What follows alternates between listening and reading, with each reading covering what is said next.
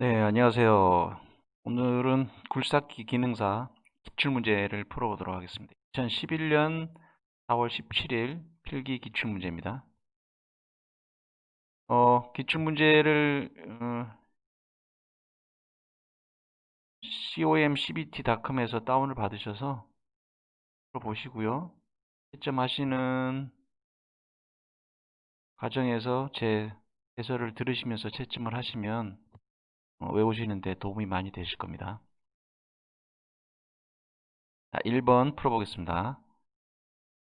엔진의 냉각 장치에서 수온 조절기의 열림 온도가 낮을 때 발생하는 현상은 엔진의 수온 조절기 열림 온도가 낮다. 낮은 온도에서 수온 조절기가 열린다는 얘기죠. 잠깐 힘을 보시면은 자, 요 부분이 이제 수온 조절기입니다. 여기 지금 확대를 해놨죠. 이 부분을 확대를 해놨는데 여기 왁스 부분이 온도가 올라가면 내려가서 수온이 물이 순환을 하게 되는데요. 이게 80도에서 90도가 넘어갈 때 열려야 되는데 그 전에 열리면 이 엔진의 온도가 올라가기도 전에 물이 순환이 돼 버리겠죠. 그러면 엔진의 워밍 시간이 길어진다. 1번이 정답 되겠습니다. 워밍 시간이 길어지겠죠. 냉각수가 전체가 다 더워져야 되니까. 1번에 방열기 내 압력이 높아진다 아니고요. 엔진에 과열되기 쉽다. 엔진이 과열되기 쉬운 게 아니고 열이 안 받게 되는 거죠. 반대로 얘기한 거고. 였고 정답은 3번입니다. 엔진의 워밍업 시간이 길어진다. 2번 보겠습니다.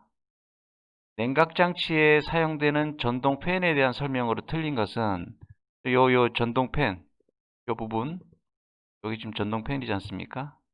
전동팬 같은 경우 이제 차가 중간에 섰을 때 중간에 섰을 때 바람이 앞에서 들어오지 않을 때 이제 얘가 팬이 돌아가면서 가제트를 시켜주게 되는 거죠. 전동팬에 대한 설명으로 틀린 것은 틀린 걸 찾으라 그랬어요. 1. 냉각수 온도에 따라 작동한다. 그렇죠. 냉각수 온도가 높으면 작동하고 낮으면 작동하지 않습니다. 2. 정상 온도 이하에는 작동하지 않고 과열일 때 작동한다. 같은 얘기죠. 1번이나 2번이나. 3. 엔진이 시동되면 동시에 회전한다. 아니죠. 냉각수 온도에 따라서 회전하는 거지 엔진이 시동되면 같이 회전하는 건 아닙니다. 3번이 틀렸습니다. 4. 팬벨트는 필요 없다. 그러면 이제 팬벨트가 필요 없습니다. 모터로 돌아가니까. 3번 건설기관에 설치되는 오일 냉각기의 주 기능으로 만든 것은 오일 냉각기 뭐 라지에타 아니야 변속기 오일도 있고요. 각종 유압장치 오일이 열이 받죠. 열이 받으면 그것도 이제 냉각시켜줘야 되는데 기능으로 만든 것은 1. 오일 온도를 30도 이하로 유지하기 위한 기능이다. 30도 이하는 너무 낮죠, 그죠? 보통 오일이 10도에서 50도까지 여러 변동폭이 높습니다. 그 안에서 이제 냉각해 주는 거죠. 30도는 온도가 너무 낮아요. 2. 오일 온도를 정상 온도에 일정하게 유지한다. 이게 2번이 맞는 거죠. 예. 그 기관에서 요구하는 온도가 있습니다. 그 기관에서 요구하는 온도에 맞도록 오일 냉각기가 그 오일을 그 온도에 맞도록 냉각시켜 줍니다. 무조건 30도 이하다. 10도 이하가 아니고요. 3번 수분, 슬러지 등을 제거한다. 수분, 슬러지 등을 제거하는 건 이제 필터죠. 필터를 얘기한 거고 오일의 압력을 일정하게 유지한다. 이거 오일 압력계를 말하는 거고요. 그래서 답은 2번 되겠습니다. 4. 사행정 디젤 기관에서 동력 행정을 뜻하는 것은 동력이라는 것은 폭발하는 거죠. 폭발. 흡입, 압축, 폭발, 배기. 폭발을 동력이라고도 하기도 하고 폭발이라고 하기도 합니다. 폭발 행정. 옛날에는 이제 폭발이라고 했는데 요즘에 와서 이제 동력행정이라고 많이 합니다. 5번 디젤 기관의 엔진 오일 압력이 규정 이상으로 높아질 수 있는 원인은 기관 회전 속도가 낮다. 아니고 엔진 오일의 점도가 지나치게 낮다. 점도가 지나치게 낮으면 반대로 되는 거고, 엔진 온도, 오일 점도가 지나치게 높다. 그러면 압력이 높아질 수 있습니다. 압력이 높아집니다. 이게 우리가 그 고지혈증 걸려가지고 혈압이 높아지는 분들이 있잖아요. 똑같은 이치라고 생각하시면 됩니다. 점도가 높으면 끈적끈적해질수록 압력이 높아진다. 이렇게 생각하시면 됩니다. 혈압을 생각하시면 돼요. 그냥. 6번 디젤 연료 장치에서 공기를 뺄 수 있는 부분이 아닌 것은 1. 노즐 상단 피팅 부분. 거기서 공기 빠지죠. 2. 분사 펌프의 에어브리드 스크루. 여기서 공기 빠집니다. 3. 연료 여과기의 밴드 플러그. 4. 연료 탱크의 드레인 플러그. 요거는 드레인 플러그는 이걸 풀면 그 연료가 빠집니다. 연료가 밑에 연료 탱크 하단부에 있기 때문에 4번이 틀렸습니다. 7번 보겠습니다. 7번 보겠습니다. 7번. 네. 7번. 디젤 기관을 정지시키는 방법으로 가장 적합한 것은 연료 공급을 차단한다. 보통 이제 디젤차 스위치를 내리죠. 키를 돌리는 옛날 차들은 키를 돌렸지만 요즘은 이제 다 온오프 스위치가 있지 않습니까? 온오프 스위치를 끄면 이제 연료 공급을 차단시킨다. 연료 공급을 차단시킨다. 맞습니다. 답은 1번이고요. 휘발유 같이 전기로 폭발시키는 것은 이제 전기를 차단시켜도 시동이 꺼지지만 디젤 기관은 전기 점화 방식이 아니기 때문에 전기를 차단시켜도 디젤 엔진은 꺼지질 않습니다. 그래서 연료를 차단시켜야 됩니다. 답은 1번입니다. 이건 요거대로 외워놓으셔야 됩니다. 절대 다른 답이 없기 때문에. 8번 기관의 예방 정비 시에 운전자가 해야 할 정비와 관계가 먼 것은 딜리버리 밸브 교환. 예방 정비라고 그랬잖아요. 딜리버리 밸브 교환이라고 해요. 딜리버리 밸브가 뭔지 잘 모르면 헷갈릴 것 같으셔서 제가 여기 해설문을 좀 썼습니다. 분사 단속을 양호하게 하고 노즐로부터 후기 누설을 방지하는 밸브. 분사를 잘 하도록 하고 분사되고 나서 또 약간 맺혀가지고 떨어지지 않도록 하는 게 딜리버리 밸브입니다. 역류 방지하고 뭐 그런 거기 때문에 엔진 안에 들어가 있는 거기 때문에 분사 장치에 들어가 있는 거기 때문에 예방 정비에는 해당되지 않습니다. 지금 2번 보면 내광각수 보충한다든지 연료 여과기 엘리멘트 점검한다든지 연료 파이프 풀림 상태 조립한다든지 간단한 건데 예방이기 때문에 딜리버리 밸브는 복잡하죠. 엔진 내려야 됩니다. 그렇기 때문에 1번이 답입니다. 9번 디젤 기관에서 실린더가 마모되었을 때 발생할 수 있는 현상이 아닌 것은 실린더가 마모된다. 잠깐 이거 보시면 요 부분이 실린더잖아요. 요 부분이 실린더고 요거 피스톤이고 요거에 이제 마모됐다는 거죠. 마모.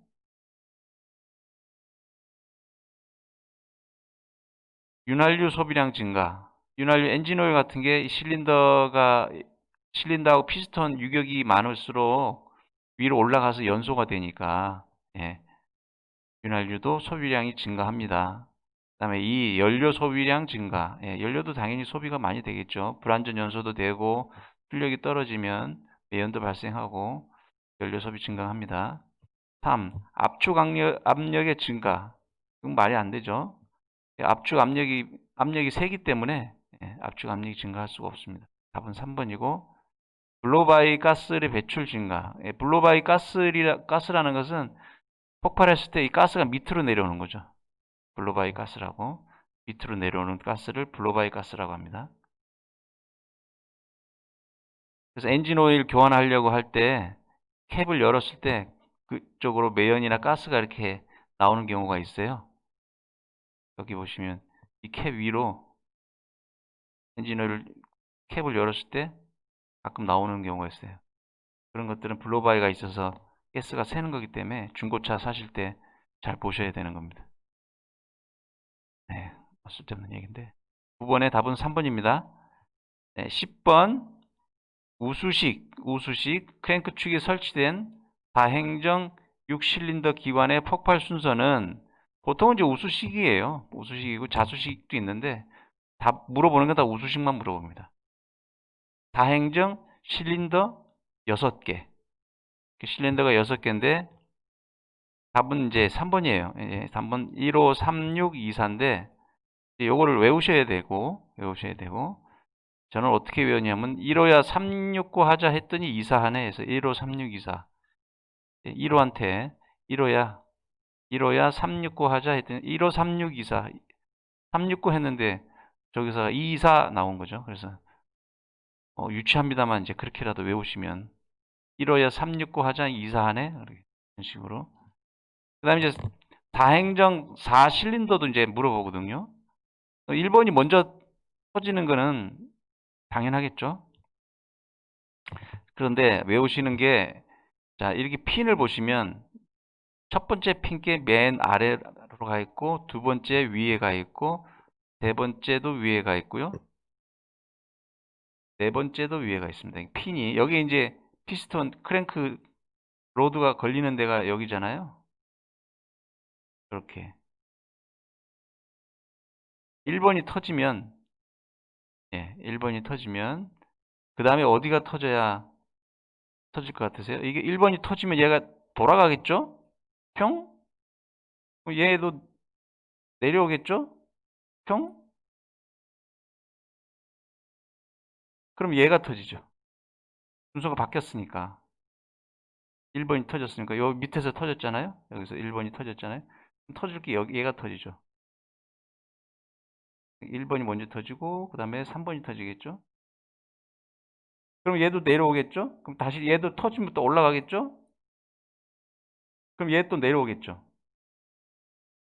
그 다음에 4번이 터지겠죠? 그 다음에 얘가 그 다음에 올라가고 또 내려왔고 그러면 또 2번이 터지겠죠. 요렇게 생각하시면 됩니다. 이해가 가시죠?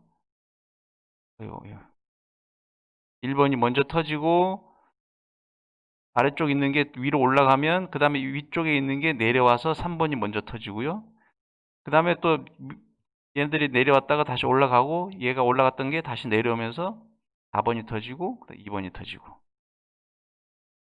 이 그림만 크랭크 축이 맨 앞쪽하고 맨 끝쪽은 밑에서 출발을 하고 두 번째, 세 번째는 위에서 출발한다. 요것만 기억을 하시면 1342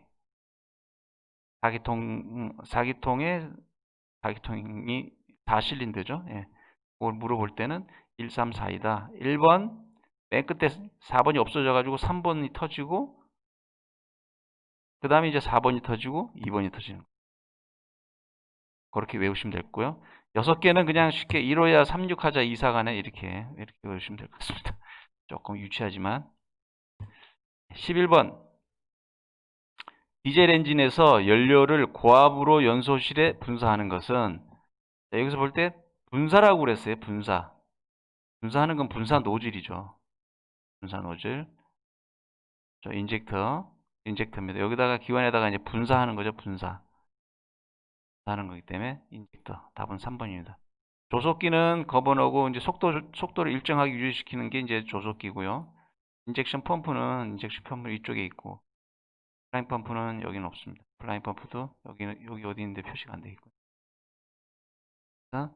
지금 디젤 엔진에서 연료를 고압으로 연소실에 분사 이 포인트입니다. 분사하는 것은 인젝터, 분사 노즐. 헷갈리시면 안 됩니다. 12번으로 가겠습니다. 기관에서 터보 차저에 대한 설명으로 틀린 것은 터보 차저, 과급기, 터보차저가 과급기입니다. 1. 터보차저를 잠깐 설명을 드리면, 네, 이게 돌아가서 배기가스가 나가면서 임펠러를 돌립니다. 임펠러를 돌리면 그 임펠러를 돌려주는 그 힘으로 얘가 압축기로 해서 공기를 집어넣어 줍니다. 공기를 집어넣어주면 압축이 되기 때문에 공기를 압축하면 온도가 올라가죠. 온도가 올라가기 때문에 온도가 올라가면 부피가 커져서 많은 공기를 못 집어넣으니까 인터쿨러로 공기를 식혀줘요. 식혀줘서 부피를 작게 해서 더 많은 공기를 실린더로 집어넣는 거죠. 그게 터보 시스템입니다. 뭐 옛날에 우리나라에도 뭐 현대에서 터보 뭐 인터쿨러 나오고 뭐 이렇게 했었잖아요. 아시는 분은. 여기서 중요한 것은 배기가스의 힘을 이용을 해서 공기를 압축시켜 실린더로 보낸다. 그 중간에 이제 인터쿨러도 있고요. 그게 중요한 포인트인 것 같습니다. 보기를 보시면 흡기관과 배기관 사이에 설치된다. 예, 흡기관과 배기관 사이에. 왜냐하면 이제 배기관의 힘을 이용을 하기 때문에 과급기라고도 한다. 과급기, 한국말로 과급기라고 하고요. 영어로 터보차저라고 합니다. 배기가스 배출을 위한 일종의 플로우다. 배출을 위한 게 아니죠. 예, 공기를 더 많이 집어넣기 위한 장치입니다. 배출을 위한 게 아닙니다. 그래서 답은 3번이 틀렸고요. 기관의 출력을 증가시킨다. 네, 맞죠? 답은 3번입니다. 13번 보겠습니다. 건설기계 장비에서 다음과 같은 상황의 경우 고장 원인으로 가장 적합한 것은 기관을 크랭킹 했으나 기동 전동기는 작동되지 않는다. 스타트 모터가 안 돌아간다는 거예요. 스타트 모터가. 헤드라이트 위치를 켜고 다시 시동 전동기를 켰더니 라이트 빛이 꺼져 버렸다. 배터리가 나간 거죠. 뭐 배터리 축전지 방전된 겁니다. 자동차 조금만 몰아보신 분들은 다 아실 거예요. 이거 배터리 나갔다 그러죠, 보통. 축전지 방전입니다. 14번 교류 발전기의 특징이 아닌 것은, 이 교류 발전기, 직류 발전기를 이제 가끔 물어보는데요.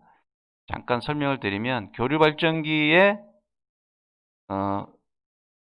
구성품, 스테이터, 로터, 슬립링, 블러시, 정류기. 그다음에 직류 발전기는 전기자, 계좌철심, 정류자, 전기 차축, 뭐 전자 코일, 뭐 이렇게 했는데요. 여기 조금 1. 브러쉬의 수명이 길다. 브러쉬 있다는 얘기고, 이 전류 조종기만 있다. 전류 조종기만 있는 게 아니죠. 블러쉬도 있고 스테이터도 있고. 그런데 이게 답은 2번입니다. 교류 발전기의 특징이 아닌 것이라고 했으니까 답은 2번이고요. 저속 회전 시 충전이 양호하다. 예, 교류 발전기 특징입니다. 또 경량이고 출력이 크다. 답은 2번입니다. 이거 뭐 1번, 3번, 4번도 익혀 놓으시는 게 좋을 것 같습니다. 15. 직류 직권 전동기에 대한 설명 중 틀린 것은 기동 회전력이 분권 전동기에 비해 크다. 예, 맞죠? 속도 변화가 크다. 직류 직권이 속도 변화가 큽니다. 부하가 걸렸을 때 속도가 확 죽어버리고 그래요. 3번 부하가 걸렸을 때 회전 속도가 낮아진다. 뭐 이런 얘기고요. 4번 회전 속도가 거의 일정하다. 이거는 직류 직권이 아니고 분권 교류 전동기가 특징입니다. 답은 4번입니다. 16번 납산 축전지 전해액을 만들 때 올바른 방법은 증류수에 황산을 조금씩 부으면서 잘 젓는다. 요거 그냥 그대로 외우십시오. 다른 거 다 필요 없는 말들이고요. 순서죠, 순서. 황산에다가 증류수를 붓느냐, 증류수에다가 황산을 붓느냐. 근데 증류수에다가 황산을 조금씩 부으면서 잘 젓는답니다. 이거는 그대로 외우시는 게 좋을 것 같습니다. 다른 뭐 축전지에 뭐 붓는다, 뭐 물에다가 조금씩 붓면서 뭐 이렇게 하는데 황산에다가 물 붓는 게 아닙니다. 물에다가 황산을 붓는 거예요. 근데 일반 물은 불순물이 들어가 있을 수도 있기 때문에 증류수에다가 해야 되는 거죠. 깨끗한 물. 말하면 깨끗한 물에다가 황산을 조금씩 붓는다. 그렇게 기억을 하시면 되겠습니다. 17번 방향지시 등이나 제동등의 작동 확인을 언제 하는가? 운전 전에 하는 거죠. 운전 중에 할 수는 없죠. 제동등을 운전 중에 어떻게 합니까? 그죠? 뒤에서 무전을 쳐주나? 말이 안 되니까 운전 전에 하는 겁니다. 네, 18번 전류의 자기작용을 응용한 것은 여기 이제 발전기입니다. 플레밍의 오른손 법칙에 따라서 같이 연동돼서 알아두시면 좋을 것 같아요. 전류의 자기작용을 응용한 것은 발전기입니다. 플레밍의 오른손 법칙입니다. 19번. 참고로 전구는 전류의 열을 이용해서 하는 거고요. 네. 축전지는 뭐죠? 다음에 말씀드리겠습니다. 갑자기 기억이 안 나네. 제가 앞에 설명드린 데 전기 설명드린 데 보면 있습니다. 19. 기중기의 사용 용도로 가장 거리가 먼 것은 기중기 문제인 것 같은데 사실은 굴삭기 문제입니다. 1. 철도 교량 설치 작업, 일반적인 기중 작업, 차량의 화물 적재 및 적하 작업, 제방 경사 작업. 요게 이제 굴삭기가 하는 작업이기 때문에 굴삭기라고 보시면 됩니다. 20번. 로더의 작업 중 그레이딩 작업이란 모터 그레이더는 롤러 면허 가지고 할 수 있는 건데 이게 로더도 이제 바닥을 고르기도 하죠. 지면 고르는 작업을 그레이딩 작업이라고 합니다. 네. 굴착 작업은 로더가 할 수가 없고 적재 작업은 로더가 할 수 있는 거죠. 네, 오늘은 이번 동영상은 20번까지 하겠습니다. 네, 이 중간중간에 제가 그림을 넣어서 이렇게 설명을 드렸는데요. 외우기 쉬우시라고